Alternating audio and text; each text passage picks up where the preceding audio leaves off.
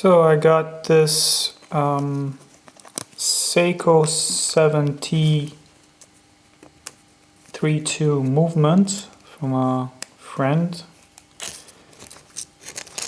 which I thank very much.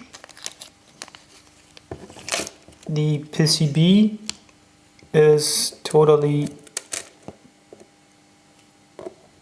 busted by battery leak, and this is how it presents. Of course, it's not going to be reusable, because even if the acid in some parts just made some oxidation like here, the problem is that it totally corroded the PCB, and this copper strips it was just blown away. So this is totally non-reusable. Even if it does seem that eventually I could just flip it over like this and make it use somehow, but the copper strips are broken, as you can see. And this is going to be just scrap, non-reusable. I got some other 7T32 movements, which I disassembled, and this is another one that has been corroded by battery acid leak. But you can see that the traces are still fine somehow. I have not tried this yet, but I hope it works. So then I have another one here. This is also no, this is different. This is a 7T36 PCB, so it's not going to be usable for this project. And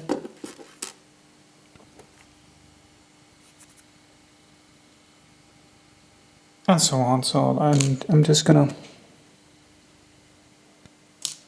Oh, sorry, that was a 7T39 PCB, not a 7T36. So let's check.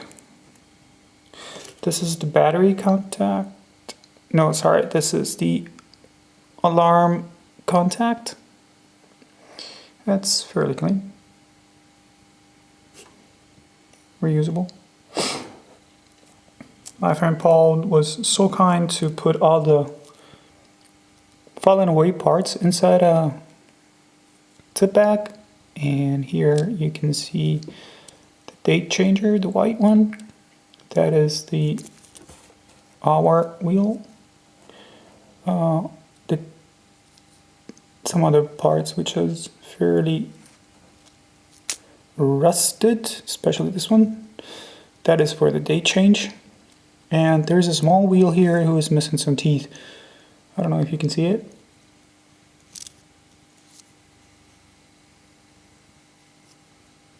There, the one, the small one, metal one here. It's missing some teeth.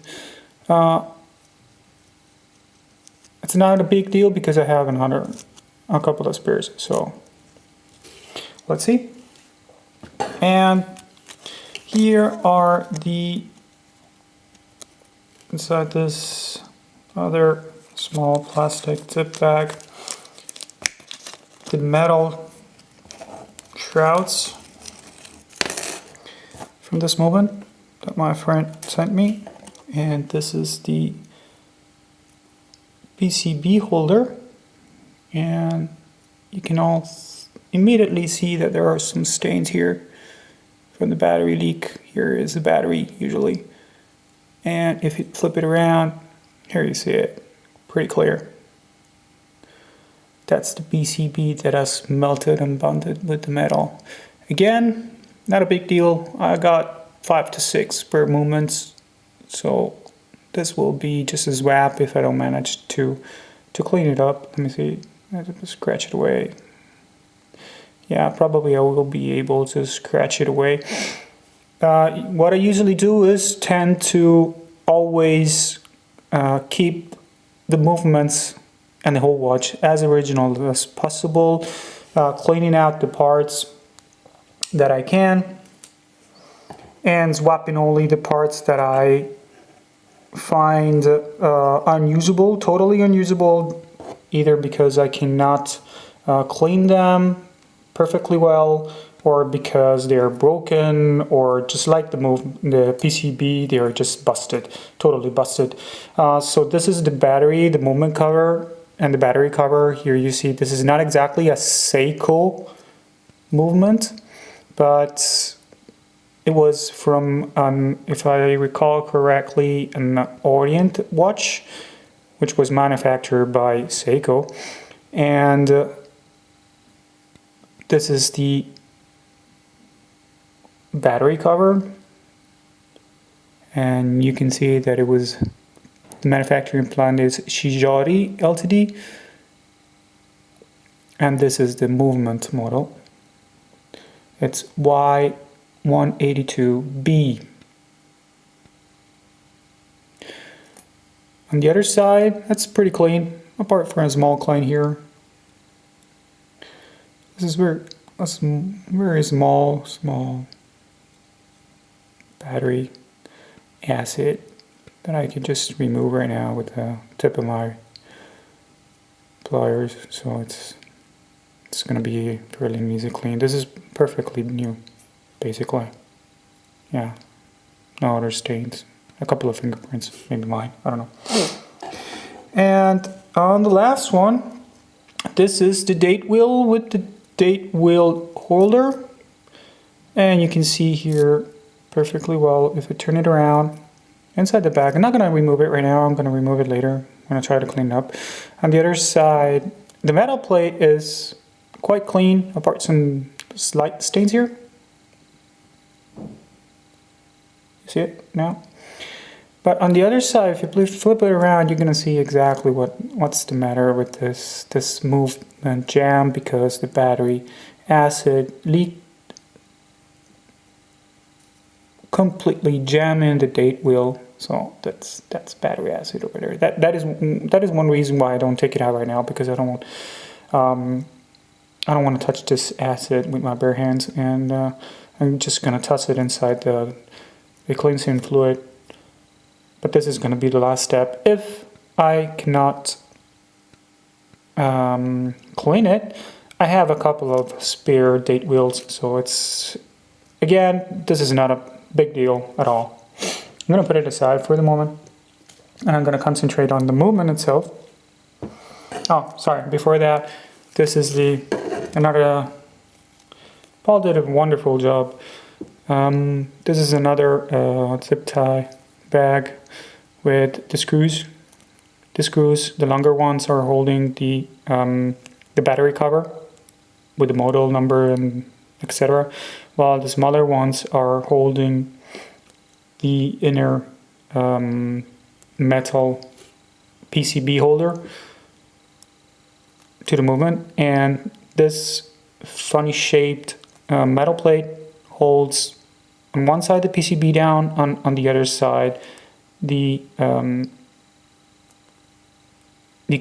small chrono hands, small second hands, these two pivots down, and another pivot here that I don't remember exactly for what it is, but I guess it's also for the tip of the wheels. So it pushes down. It's the coil, basically. It's a spring, sorry, not the coil. So, and this is, let's put it aside. I'm gonna leave it at last. And here is finally the movement itself. I'm gonna show you first the dial side. This is the dial side. I'm gonna zoom in.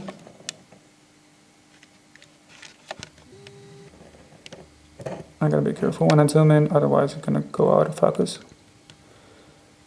And even if it looks pretty clean, actually what I'm focusing right now on is the battery leftovers. leak. So here you can see it. This is going to be the plastic is eaten up, but it's still there. Yeah, it's still in pretty good shape. And there's some traces of oil here. You can see it's quite wet. Okay. And now I'm going to flip it over. Oh, here, sorry. There's another battery here, exactly there. You can see it perfectly well. This is acid traces. This is going to also clean. Very good, I hope. So here, flipping the movement over, and I'm trying not to touch the plastic movement with my bare fingers. I don't have those finger gloves that usually watchmakers use. I still need to buy them. I clean my hands, but whatever. So this is the battery side of the movement, and here you can see the battery contact is this one. You can see pretty well the damage that the acid from the battery did on it. Let's see if it focuses. It's focusing. Yeah. Let's see a little bit of a close up here, and it's focusing. Yeah, it's pretty much oxidized, and it attached also the plastic, but the plastic did fairly well. And as you can see, it did not jam the battery contact to the plastic, but yet this will have to be cleaned very well. Oh, it goes away with the tip of my pliers. I can scratch it away pretty easily, so that's going to be reused. That is not a problem at all. And you can see the coils. This coil and the two longer coils.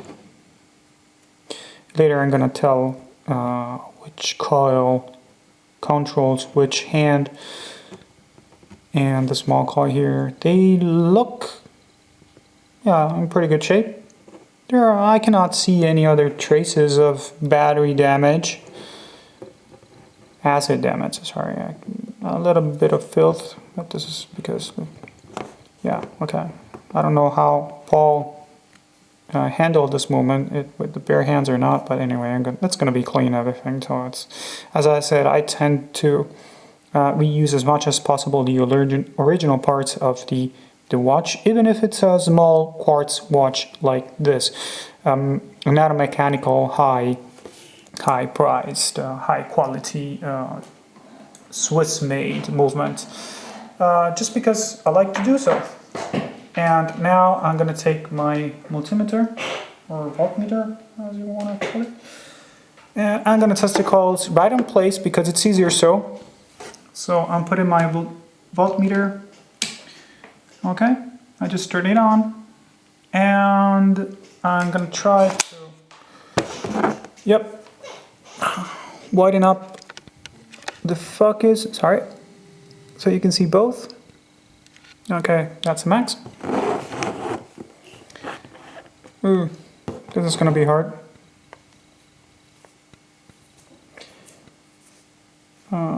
It's gonna be hard to make the measurement and to make you see also, but I have to figure out how do I do this. Okay, I'll try to hold the points of the voltmeter on the PCB. Let me close it a little bit. Let me tighten it a little bit more, okay, so that I can then move with my hand the camera on top of the display of the voltmeter. I am raising up a little bit the lights so you can see. Okay, so you can see here the voltmeter. I don't know if you can see it. Whatever. Okay, that's right. So I'm going to put in resistance and ohm because I'm checking the resistance. Okay, so I'll try. the first small one is going to be this one, and I just put the leads of the ammeter on both sides of the to check if it's correct. Okay, it's 2.0, so it's still working. I don't know if you can see it.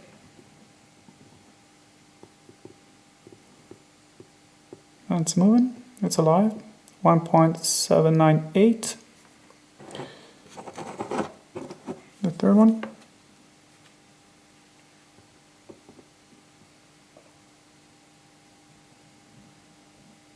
.791. And the last one, this is a little bit marks of corrosion, oxidation basically, not corrosion, sorry. And this is dead. It's not moving. Probably need to scratch it a little bit because the oxidation is not letting the ammeter read correctly.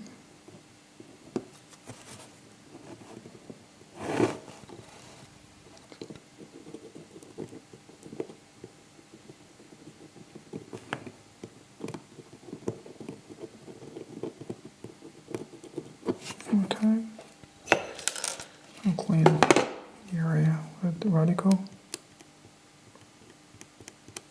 Sorry if I'm speaking sometimes a little bit too low. The tone of my voice is a little bit too low. I'm not doing this videos with me speaking. I usually have my headphones on and I listen to some music because because I like it.